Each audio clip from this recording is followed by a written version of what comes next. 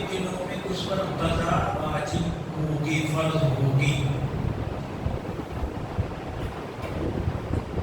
اسی لیے اگر کوئی آدمی رمضان میں مریض ہے یا کوئی کسی عورت کے پیٹ میں بچہ ہے، حاملہ ہے،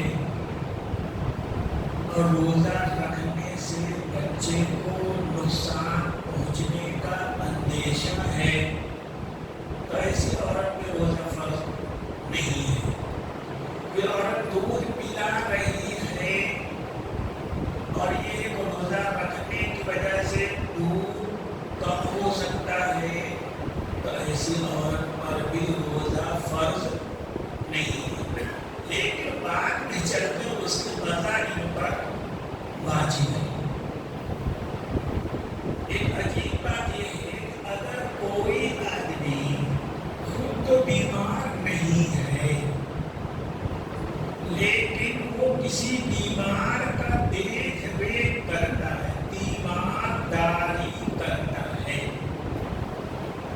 اور اسے یہ ہے کہ اگر میں روزہ رکھوں گا تو اس مریض کا اچھی طرح سے میں دیکھ بھال نہیں کر پاؤں گا، اس تیمارداری کے لیے بھی جائز ہے وہ رمضان کا روزہ رمضان میں چھوڑ دے، جب بیمار ٹھیک ہو جائے یا تیمارداری کی ذمہ داری نہ رہ جائے تو قضا کر لے۔ اتنی رعایت کرتا ہے اسلام انسانی کو کہ تو خود مریض نہیں ہے لیکن دوسرے مریض کی، تمہارے ماں باپ مریض ہے، تمہاری اولاد مریض ہے، تمہاری بیوی بیمار ہے، پر تم تنہا ان کے دیکھ ریکھ کرنے والے ہو، اور ہے کہ اگر میں روزہ رکھوں گا تو میں ان کی اچھی طرح سے دیکھ بھال نہیں کروں گا، تو روزہ وقتی طور پہ معاف ہے، قضا بھلے وقت کو واجب رہے گی، فرض رہے گی۔ دوسری چیز ہے روزے کی حالت میں کیا چیزیں مکروہ ہیں۔ مکروہ کا مطلب یہ ہے کہ وہ چیز ہو جائے تو روزہ کا ثواب کم ہو جائے، روزہ ہو جائے گا، ذمہ داری سے اتر جائے گا، لیکن ثواب کم ہو جائے گا۔ جن چیزوں کی وجہ سے روزہ کا ثواب ختم ہو جاتا ہے یا کم ہو جاتا ہے ان کو کہتے ہیں مکروہ۔ مکروہ مانے ناپسندیدہ چیز، جو اللہ کو پسند نہیں ہے، ناپسند۔ تو ذہن میں رکھنا چاہیے کہ روزے کی حالت میں روزہ بھوک پیاس تو لگے گی نا، لیکن بے چینی ظاہر کرنا لوگوں کے سامنے، ہائے مرا کہ وہ مرا، خواہ کے لیے اللہ کو یہ چیز پسند نہیں ہے۔ روزہ رکھ رہا ہے اللہ کے لیے رکھ رہا ہے، اس میں تھوڑی بہت دقت اور پریشانی تو ہوگی ہی، اس میں چیخنے چلانے سے کسی پریشانی دور تو ہو نہیں جائے گی، کیا فائدہ چیخنے چلانے سے، لیکن رعایت بھی اللہ مانگ رہا ہے۔ اگر کسی کو روزہ ہے اور پیاس بہت زور سے لگی ہے، پانی تو پی نہیں سکتا، لیکن وہ نہا لے، دیر تک ٹھنڈے پانی میں رہے، جس کی وجہ سے اس کی پیاس کچھ مر جائے، کچھ بجھ جائے، نہ حرج، اس میں کوئی حرج نہیں ہے۔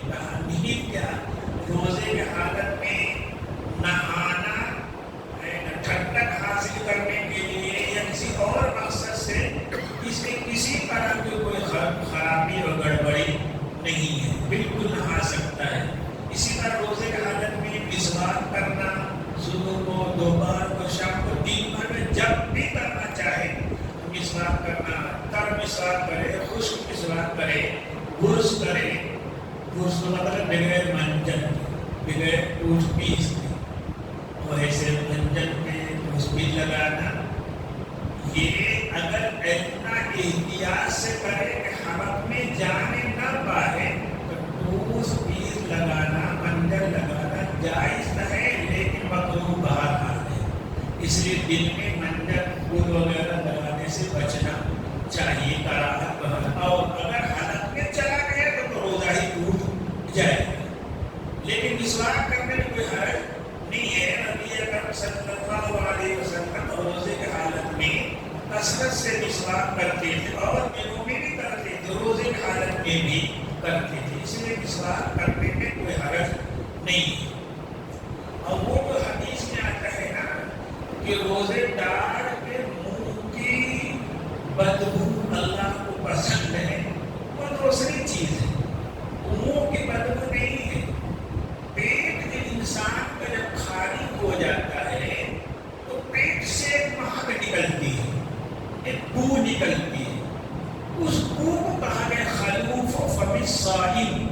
روزے دار کے منہ سے پیٹ خالی ہونے کی بو جو نکلتی ہے وہ اللہ کو پسند ہے.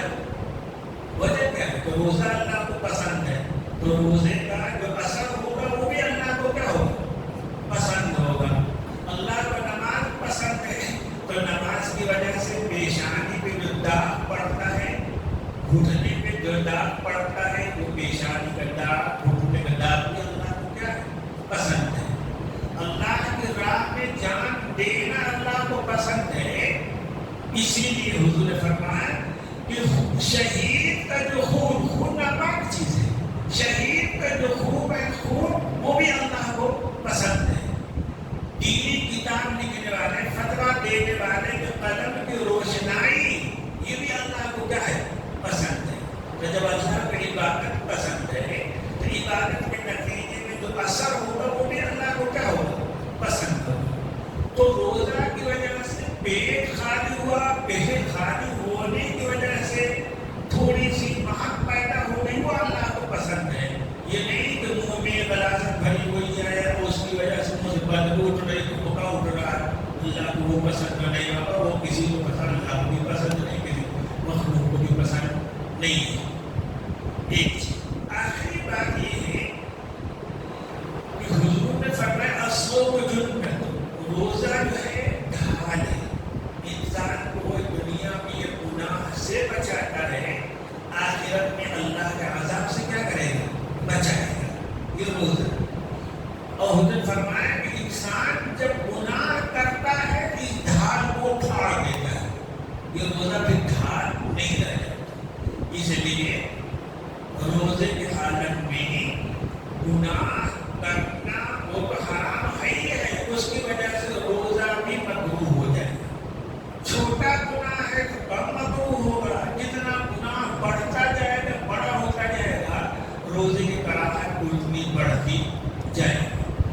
نبی اکرم صلی اللہ علیہ وسلم ایک آزاد کردہ غلام عبید, حضور صلی اللہ علیہ وسلم فرماتے ہیں حضور صلی اللہ علیہ وسلم کی خدمت میں ایک آدمی آئے اور انہوں نے کہا کہ اللہ کے رسول صلی اللہ علیہ وسلم فلاں دو عورتوں نے روزہ رکھا تھا, ایسا لگتا ہے نفل روزہ تھا, روزہ رکھا تھا, اب بھوک پیاس کے مارے ان کا برا حال ہے, ایسا لگتا ہے کہ ان کی جان ہی چلی جائے.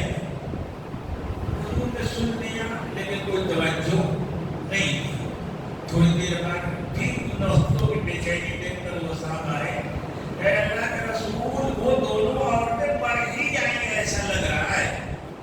حضور نے پھر بھی توجہ نہیں دیا. تیسری بار کیا, آپ صلی اللہ علیہ وسلم نے کہا کہ ان دو عورتوں کو بلا لاؤ جن کو اتنا روزہ لگ رہا ہے, بلا لاؤ.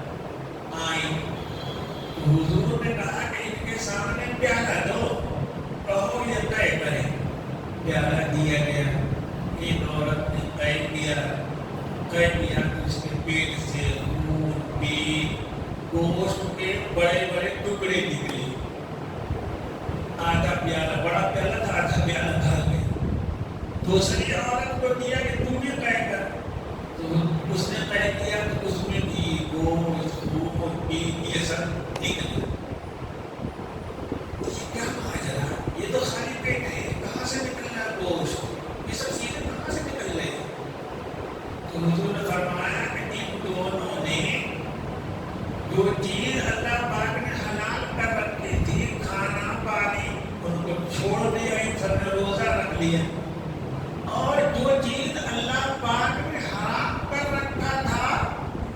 کرتی رہی کیا فرمایا حضور کہ یہ غیبت کرتی رہی، یہ غیبت ہی کا اثر ہے کہ اس کے پیٹ سے کیا نکل رہا ہے؟ گوشت کے ٹکڑے نکل رہے ہیں۔ قرآن کریم میں ہے وَلَا يَغْتَبْ بَعْضُكُمْ بَعْضًا وَيُحِبُّ أَحَدُكُمْ أَن يَأْكُلَ لَحْمَ أَخِيهِ مَيْتًا۔ کہ غیبت کرنے کو قرآن کریم نے اپنے مرے ہوئے بھائی کا گوشت کھانا کہا ہے۔ جو اللہ پاک نے کہا کہ یہ مرے ہوئے بھائی کا گوشت کھانا ہی غیبت کرنا، اس کو اللہ پاک نے دکھایا کہ دیکھو تم جسے سمجھتے ہو کہ یہ بات کہی گئی ہے ورنہ کوئی گوشت کھاتا ہوتا نہیں ہے، نہیں، یہ غیبت کرنا آخرت کے اعتبار سے حقیقت گوشت کھانا ہی ہے۔ آخرت ہمارا جتنا عمل ہے آخرت میں جا کر یہ جسم بن جائے گا، ڈھانچہ بن جائے گا۔ جتنا کلمہ پڑھے آخرت میں ایک پاک لگ جائے گا، ایک پیڑ لگ جائے گا۔ تو یہاں تو ہمارے منہ سے کلمہ نکلا سبحان اللہ الحمدللہ، لیکن جنت میں جا کر وہی پیڑ لگ گیا۔ اسی طرح گناہ کی بھی ایک شکل بنتی ہے، تو غیبت کی شکل جو ہے آخرت میں گوشت کی ہے۔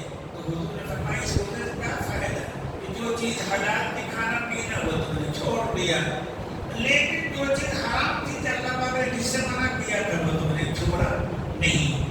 اس لیے ہمیشہ ایک روزے دار کو احتیاط برتنا چاہیے، گناہ سے بچنا چاہیے۔ اور مسلمان تو گناہ سے بچتا ہی ہے، پتہ نہیں کیوں لگ پڑی ہے غیبت کرنے میں۔ کسی کو غیبت کیا ہے؟ کسی کے اندر کوئی برائی ہے، جسمانی برائی ہے، عیب ہے یا دینی عیب ہے، اس کے غیر موجودگی میں دوسرے کے سامنے بیان کرنا اس کو رسوا و ذلیل کرنے کے لیے سے، اس کو رسوا و ذلیل کرنے کے لیے سے، اس کا نام ہے غیبت۔ کیا تو مل جائے گا دوسرے کے گھر؟ ارے کسی کی برائی اس کے سامنے بیان کرو تو ہو سکتا ہے اس کی اصلاح ہو جائے گا، وہ غلطی چھوڑ دے۔ تو انجانے کو بیان کر رہا ہے، اس پہ جانے کو خبر ہے یہ نہیں تو کیا فائدہ؟ ہاں کسی کی کوئی آدمی غلطی کر رہا ہے، گناہ کر رہا ہے، اور اس کی غلطی اس کے کسی ایسے بڑے کو بتایا جائے تاکہ وہ بڑا اس کو روک دے، اس کے ساتھی کو بتایا جائے کہ ساتھی اس کا روک دے۔ تو اگر کسی کی اصلاح کے لیے اس کی کوئی غلطی بتائی جاتی ہے اس کے اصلاح کرنے والے سے، یہ غیبت نہیں ہے، یہ تو اس کے خیر خواہی ہے، بھلائی ہے، لیکن اس کی اصلاح کی نیت بھی نہیں ہے۔ وہ ہر جگہ گاتا پھر رہا، اس کا برائی گاتا پھر رہا ہے، ایک مسلمان کو رسوا کرنے کا کیا ہے اس میں؟ تو غیبت کرنا کوئی مسلمان کسی کو دلاتا، وہ چوری نہیں کرتا روزے کی حالت میں، وہ ایسے بھی نہیں کرتا، زنا نہیں کرتا، بدکاری نہیں کرتا، کیا کرتا ہے؟ بس یہ غیبت کی عادت پڑی ہوئی ہے۔ بہت آسان ہے چھوڑ، اور رمضان میں آدمی چھوڑ کے عادت بنا لے تو رمضان کی علاوہ ہے۔ گناہ سے بچنا چاہیے، ہر چھوٹے بڑے گناہ سے اس کا روزہ مقبول ہو جاتا ہے۔ اور روزہ مستحب یہ ہے کہ آدمی زیادہ سے زیادہ نیکی کا کام کرے، تلاوت کرے، ذکر کرے، کلمہ پڑھے، غریبوں کی مدد کرے، اللہ کے راہ میں خرچ کرے، اس کو احباب کو کھلائے، یہ بھی نیکی کی چیز ہے۔